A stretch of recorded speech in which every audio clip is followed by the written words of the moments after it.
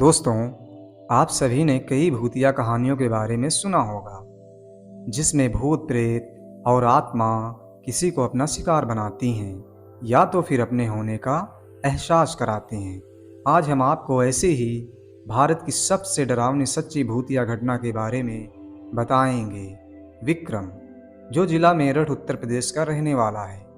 विक्रम पेशे से डॉक्टर है और उसे काम के सिलसिले में दूसरे शहरों और अस्पतालों में जाना पड़ता है।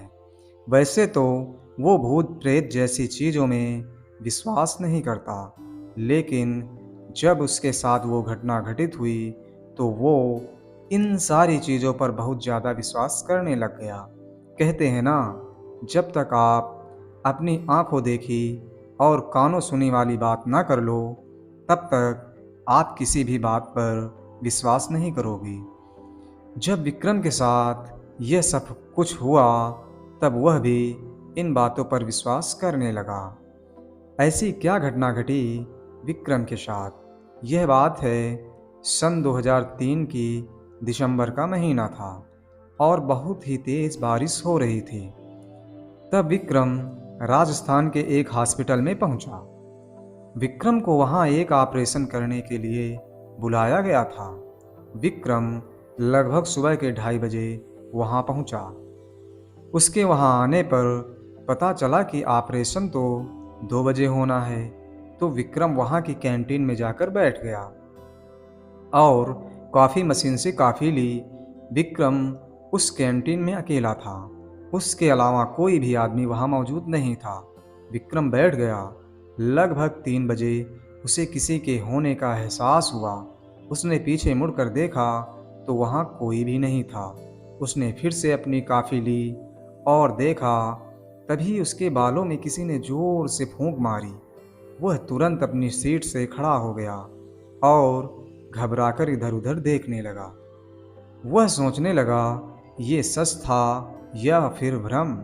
वह तुरंत ही अटेंडेंट के पास गया और उसको सब कुछ बताने लग गया, लेकिन वह उसकी किसी भी बात पर विश्वास नहीं कर रहा था। वह कहने लगा, सर, हवा चल रही है, इसलिए आपको ऐसा लग रहा होगा। उसने सोचा शायद वो ठीक ही कह रहा है, क्योंकि हवा भी बहुत तेज चल रही थी। उसने सोचा थोड़ी देर सो लिया जाए और वह सोने चला गया। विक्रम के लेटने के कुछ देर बाद उसको किसी की पायल की आवाज़ सुनाई देने लगी। उसने उठकर देखना चाहा कि वहाँ कौन है, लेकिन अंधेरे के कारण कुछ भी नहीं दिखाई दे रहा था। लेकिन उसको वो आवाज़ साफ सुनाई दे रही थी। विक्रम दौड़ते हुए बाहर की तरफ गया और बाहर का नज़ारा देखकर उसके पैरों तले ज़मीन खिसक गई, क्योंकि वह पूरा का पूरा अस्पताल एक खंडहर में तब्दील हो चुका था। वह डर के मारे वहाँ से बाहर का रास्ता ढूंढने लगा, लेकिन उनको बाहर जाने का रास्ता नहीं मिला। तभी उसे कुछ लोगों की आवाज़ आई। उसकी जान में जान आई। उसे लगा वो यहाँ अकेला नहीं है। वह आवाज़ का पीछा करते हुए फर्स्ट फ्लोर पर जा पहुँचा। उसने पाया उस फ्लोर के तीसरे रूम से बहुत सारे लोगों की आवाज़ें आ रही हैं। रूम में लगभग 20 से 25 लोग आपस में बातें कर रहे थे। जैसे ही विक्रम रूम में दाखिल हुआ, वो लोग एकदम से शांत हो गए और विक्रम की तरफ देखने लगे। इससे पहले विक्रम कुछ समझ पाता, वो पूरा रूम भयानक हंसी से गूंजने लगा। वह सारे लोग उसकी तरफ देखकर हंस रहे थे। यह सब देखकर विक्रम बहुत डर गया। इससे पहले विक्रम बाहर भाग पाता, उस रूम का दरवाज़ा अपने आप ही बंद हो गया।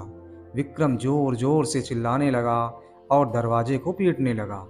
विक्रम ने जैसे ही उन लोगों को पीछे मुड़कर देखा, तो वह सभी लोग विक्रम के बहुत करीब खड़े थे। तभी अचानक दरवाज़ा खुला और विक्रम गिरता पड़ता रूम से बाहर निकला, तो उसने पाया दरवाज़ा खोलने वाला बहुत बूढ़ा आदमी था।